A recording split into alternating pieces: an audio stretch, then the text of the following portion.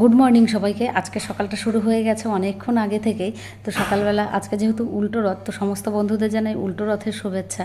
আর সকাল সকাল আমি স্নান ধান সেরে সমস্ত কাজকর্ম সেরে তারপরে ঠাকুর পুজোটা দিয়ে নিলাম। আর এই ঠাকুর পুজো দেওয়াটা হলো সব থেকে বড় কাজ। ঠাকুর পুজোটা দেওয়া হয়ে গেলে মনে হয় সব থেকে বড় কাজটা হয়ে গেল।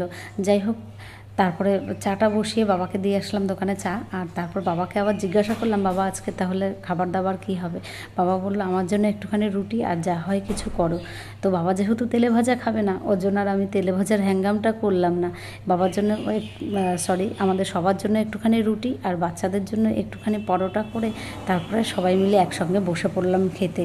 যাই হোক, সবার সঙ্গে একসঙ্গে যদি খাবারটা কমপ্লিট না করি তাহলে আমার আবার খেতে খেতে অনেকটাই লেট হয়ে যাবে। মনে হবে এই কাজটা সেরে নিই, ওই কাজটা সেরে নিই, এই করতে করতে অনেকটাই দেরি হয়ে যায়। তো ওই কারণে আমি একসঙ্গেই খাওয়ার চেষ্টা করি। আমার যেহেতু গুছিয়ে দেওয়ার কেউ নেই, নিজেকেই সমস্তটা গুছিয়ে নিতে হয়। তো ওই কারণে আমার দিনের অর্ধেকটা সময়ই এই রান্নাঘরটাতে কেটে যায়।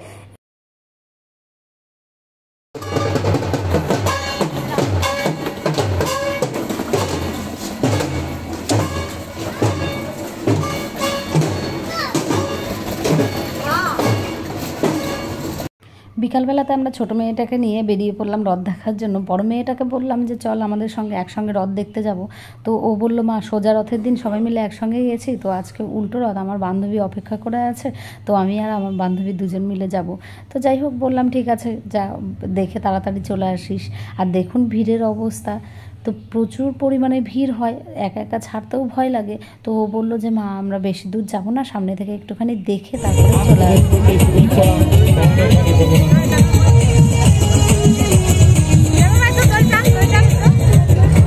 মেলাতে আসতে না আসতেই ছোটো মেয়ের বায়না, মা মোমো খাবো। যাই হোক, ওর বায়না মেটাতে মোমোর দোকানে তো আসলাম। মোমোর দোকানে এসে দেখি প্রায় 1-150 জনের লাইন। যাই হোক, পাশ দিয়ে গিয়ে ওর বাবা গিয়ে বলে আসলো, তো জানি না কখন কি পাবো। তো যাই হোক, রাস্তার পাশে আছে, তো একটুখানি দেরি হলেও অসুবিধা নেই, রথ দেখতে দেখতে সময়টা কেটে যাবে।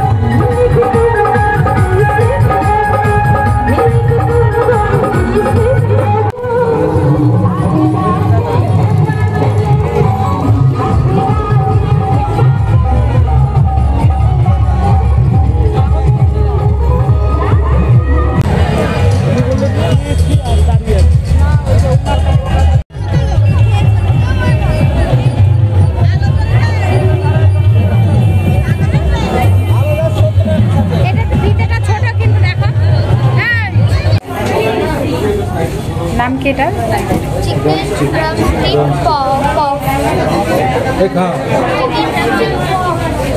এক ঘন্টা লাগে।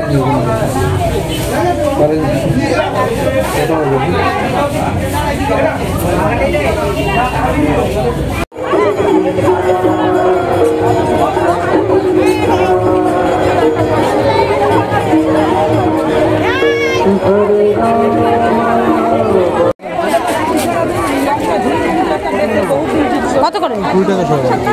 2 টাকা সহ। আর এসে নাও তাহলে।